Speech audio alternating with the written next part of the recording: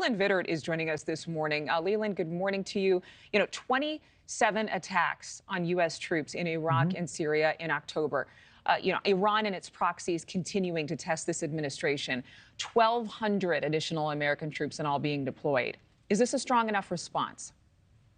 Well, I guess you could say that the Iranians have answered that question 26 times because they continue to attack U.S. troops without being deterred from attacking U.S. troops. Either there is a price to be paid for attacks on U.S. troops, or there is not. And so far, despite one airstrike that seems to have not delivered the message, there has not been a meaningful response. The don't, both from President Biden and then also from Vice President Harris, has not deterred the Iranians. They don't take the administration seriously.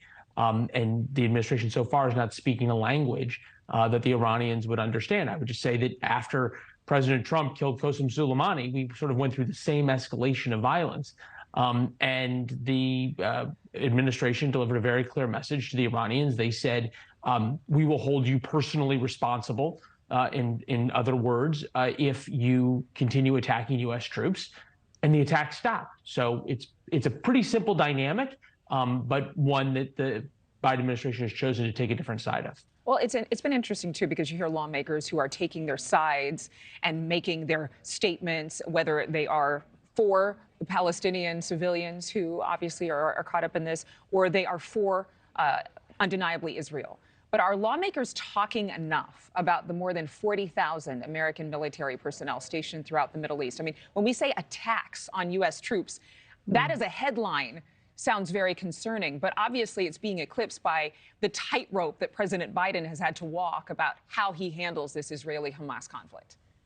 It's an interesting question. I think if we see U.S. troops killed, things are going to change drastically in terms of public pressure on President Biden to retaliate meaningfully. There's probably a lot of Americans who still don't really realize where we have troops inside Syria and how many we have inside Iraq, thousands, and then the tens of thousands, as you point out, that we have around the Persian Gulf. So that things will change if Americans die, and that's a sad reality because, as we've learned, there's ways to ensure that the Iranians don't attack American troops.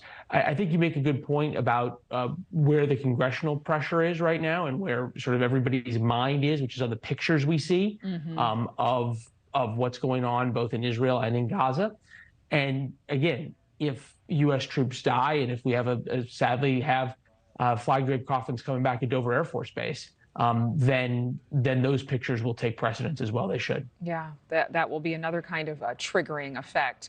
These troops will not be deployed to Israel. No U.S. troops will go into Gaza, according to the Defense Department. But how much are these soldiers moving in response to this militia group in Yemen who is claiming they attacked Israel?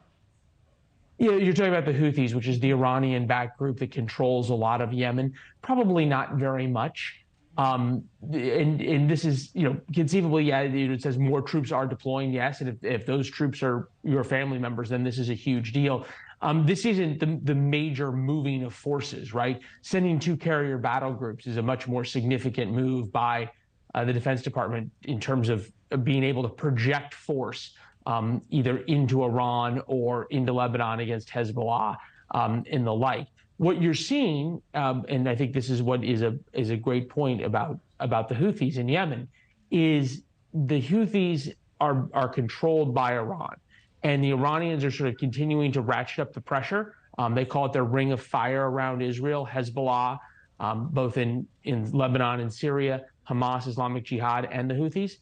They're kind of slowly dialing up their pressure to sort of see where the pressure point is and how aggressive they can get before there's a response. And so far, there hasn't been a response, so they'll continue to make mischief until a price is extracted. I want to touch on this back here domestically. We heard from Christopher Wray, who says, obviously, the FBI and other federal agencies are being watchful, more vigilant, so that copycat terror threats don't happen here in the United States. But there has already been domestic terror of Jewish college students all around the country and these anti-Jewish protests and demonstrations.